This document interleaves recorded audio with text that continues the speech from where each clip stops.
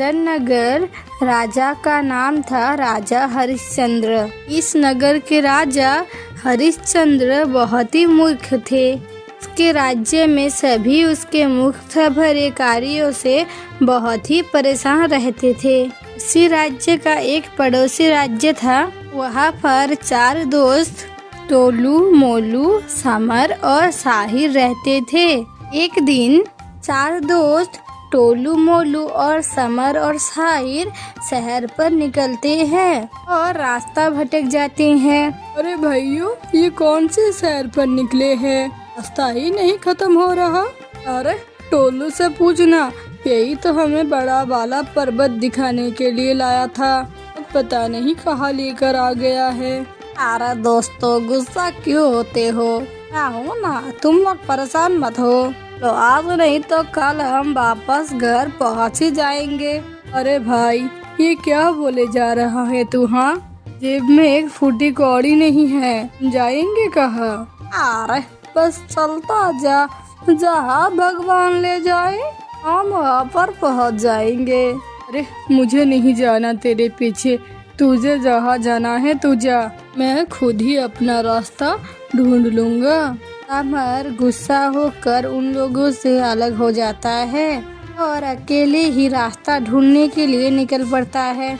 अरे भाई, ये समर को कौन सी हड़बड़ी लगी थी जो हमसे अलग हो गया? अरे भाई छोड़ ना, हम आगे चलते हैं। समर आगे बढ़ ही रहा था, तभी एक जंगली कुत्ता उसके सामने आ जाता है। वे समर कहता है, अरे तू देख क्या रहा है, चल भाग यहाँ से। तभी कुत्ता समर की ओर बढ़ने लगता है। हट जा, हट हट, चल भागता कि नहीं? कुत्ता समर के पीछे दौड़ने लगता है। अरे बाबा, कोई तो बचाओ, बचाओ, कोई तो बचाओ, आज तो मैं गया। समर वापस अपने दोस्तों के पास आ जाता है। अरे बाप रे, बाल बाल बचा आज तो। अरे क्या हुआ समर, तू वापस आ गया?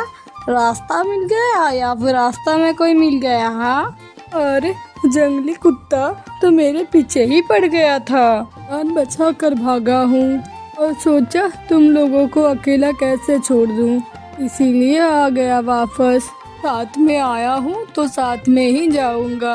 अरे चल भाई, तुझसे कुछ भी नहीं होला, तुझसे कुछ भी नहीं होने वाला। तू एक छोटे से अरसला से तो डर जाता है, अकेले जाएगा? हाँ हाँ हाँ। तीनों ही समर का बहुत ही मजाक उड़ाते हैं। अरे हाँ हाँ ठीक है, तो तुम लोगों ने कौन सा रास्ता ढूंढ लिया है?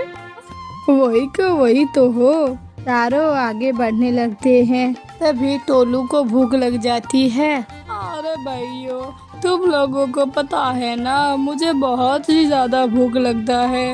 अरे तो क्या हुआ, अभी भी तुझे भूख लग गई क्या?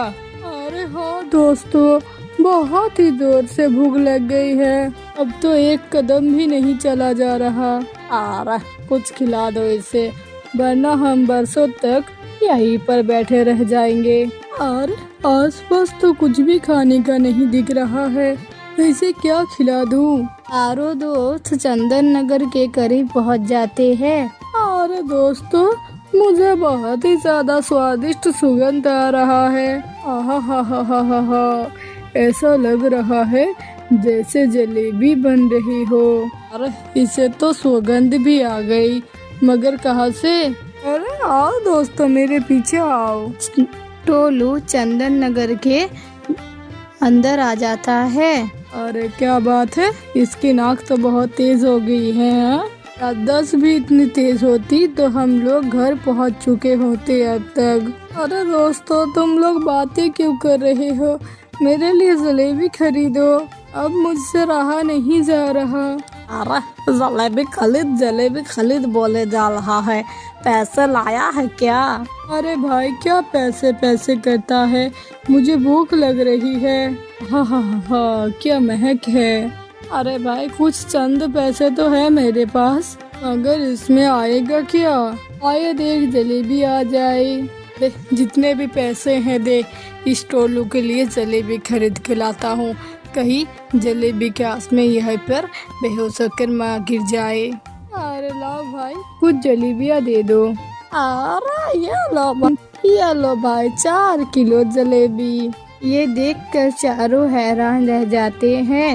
अरे 4 किलो जलेबी, वो भी इतने कम पैसों में, ये कमाल हो गया। अरे भाई हमारे चंदन नगर में हर चीज इसी भाव से मिलती है। हाँ अरे भाई ये सब बाद में सोचना, जलेबियाँ मुझे दो। टोलू मजे से जलेबियाँ खाता है। अंत में कुछ जलेबियाँ बच जाते हैं। अरे लो भाइयों, तुम लोग भी खा लो, मेरा पेट तो भर गया। अरे वाह, बहुत बड़ी मेहरबानी कर दी आपने। आसपास के सभी दुकानों में दाम पूछने पर उन्हें पता चलता है नगर पर बहुत ही सस्ते दामों में सारा सामान मिलता है। अचानक से नाच गाने की आवाज आने लगती है। अरे भाई, ये नाच गाने की आवाज कहाँ से आ रही है? अरे चलो दोस्तों, चलकर देखते हैं। चारों दोस्त एक मेले में पहुंच जाते हैं। अरे वाह, क्या बात है, यहाँ तो बहुत ही खूबसूरत मेला लगा है। चारों दोस्त मेला घूमते हैं और खूब मजे करते हैं। अरे दोस्तों, हम वापस घर जाएंगे या नहीं? अरे जब तक रास्ता नहीं मिलता हमें इसी नगर में रहना होगा। अल्लाह हाँ दोस्तों, अल्लाह हाँ दोस्तों, वैसे भी यहाँ पर किसी चीज की कोई कमी नहीं है, हम यहाँ पर रह सकते हैं। अरे किसने बोला किसी भी चीज की कोई कमी नहीं है? हमारे पास एक भी पैसे नहीं है जिससे हम कुछ भी खरीद सके। आना यहाँ सामान सस्ते हैं, लेकिन इसका मतलब ये तो नहीं कि ये लोग हमें मुफ्त में सामान देंगे। मोलू, जिंदगी में पहली बार तूने कोई पते की बात कही है। हमें पैसे कमाने होंगे। उसी नगर में रहकर वो पैसे कमाने लगते हैं, अपने जरूरत के सारे सामान खरीदने लगते हैं। और इस नगर में कुछ तो अलग लग रहा है जो बाकियों में नहीं। अरे भाई, यह सब कुछ बढ़िया है, तुम ज्यादा मत सोचो। मुझे तो ये नगल बहुत ही ज्यादा पसंद आ गया। चारों दोस्त एक कुटिया बनाकर वही रहने लगते हैं। तो चलो दोस्तों, हम लोग रास्ता ढूंढने जाते हैं, शायद रास्ता मिल जाए। अरे क्या यार, तुझे क्या समस्या हो रही है यहाँ रहने में? भाई इतनी खुशी खुशी तो रह रहे हैं हम।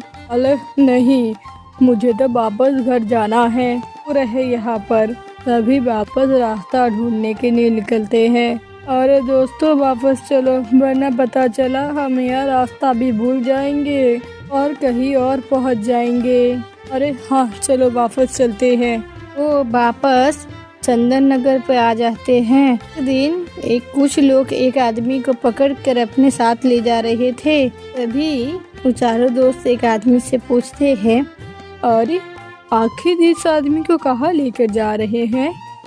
उसकी गाय ने पड़ोस वाली खेत को बर्बाद कर दिया था, इसीलिए राजा ने इस आदमी को मौत की सजा सुनाई है। अरे इतनी छोटी बात के लिए मौत की सजा? उसमें इस आदमी की क्या गलती? अरे हाँ, यह वैसा ही होता है। कुछ दिनों बाद टोलू और मोलू को वापस घर जाने का रास्ता मिल जाता है। अरे चलो दोस्तों, जल्दी से इस नगर से निकल लेते हैं, ये रास्ता मिल गया है, यहाँ पर रहना सही नहीं। अरे मगर दोस्तों, यहाँ रहने में क्या दिक्कत है बताओ? यहाँ सभी चीजें कितने सस्ते दामों पे मिलता है और खाने का सामान तो पूछो ही मत। अरे नहीं टोलू, हम तो यहाँ नहीं रहेंगे, तुम्हें रहना है तो तुम रहो। तीनों दोस्त वापस घर जाने के लिए निकल जाता है, अगर टोलू वहीं पर रह जाता है। पता नहीं दोस्तों को किस बात की समस्या हो गई थी। मैं तो यहाँ पर ही बहुत ही खुशी से ले रहा हूँ, मैं तो यही रहूँगा, कोई लोग टोक करने वाला नहीं। टोलू बहुत ही मस्ती करता है, मेला घूमता है, फिर सारा खाना पीना खाता है और बहुत ही मजे से रहता है। अरे वाह, क्या जिंदगी है, ऐसे ही जिंदगी में चाहता था। पता नहीं वो तीनों मूर्ख क्या कर रहे होंगे। हाँ एक आदमी की झोपड़ी गिर जाती है और उस झोपड़ी में धंसकर मन नाम के आदमी की पत्नी की मृत्यु हो जाती है। राजा को चमन पर शक होता है, इसीलिए राजा चमन को बुलाते हैं।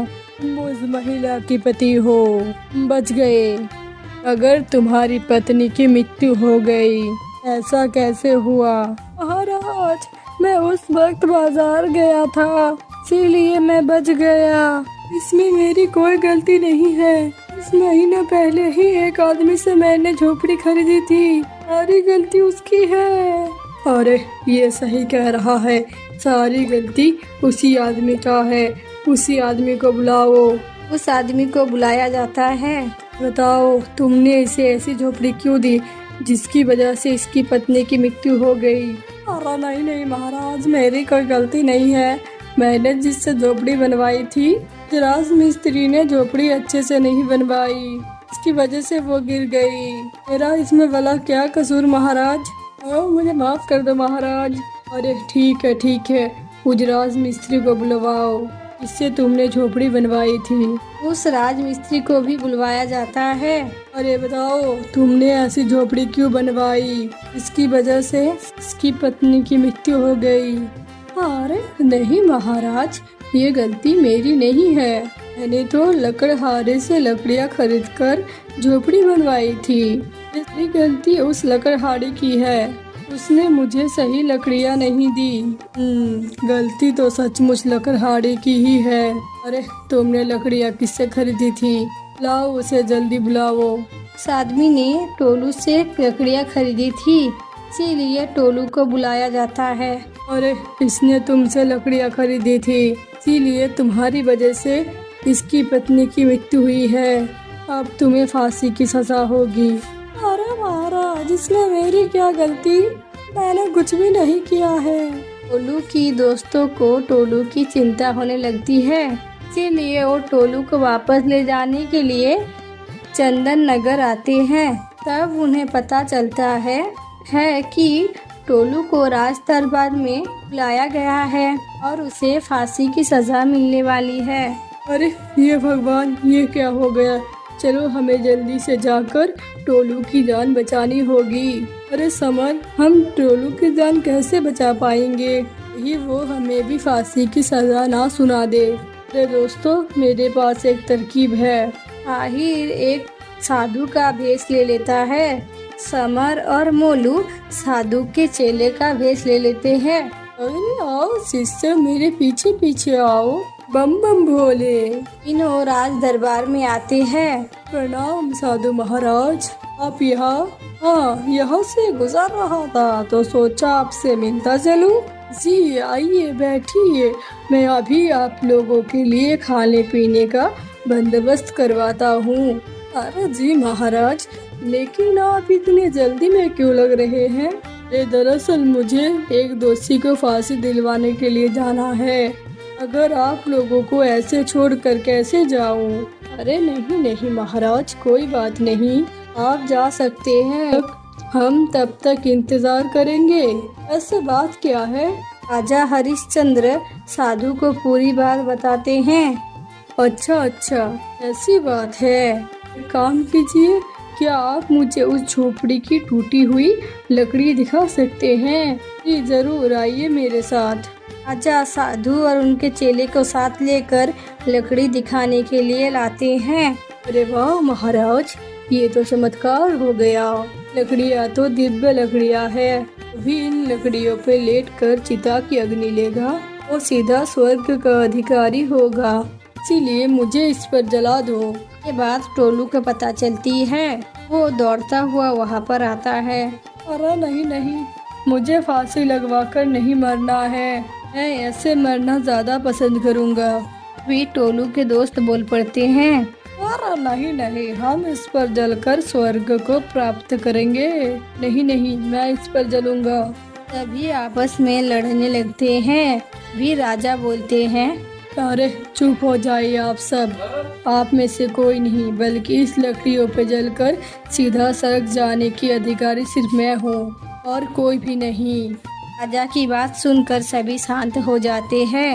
इसी तरह चंदन नगर के राजा महामूर्ख राजा हरिश्चंद्र लकड़ियों पर जलकर मर जाते हैं और चंदन नगर में रहने वाले सभी प्रजा को उनसे छुटकारा मिल जाता है। वो चारों भी अपने घर लौट आते हैं।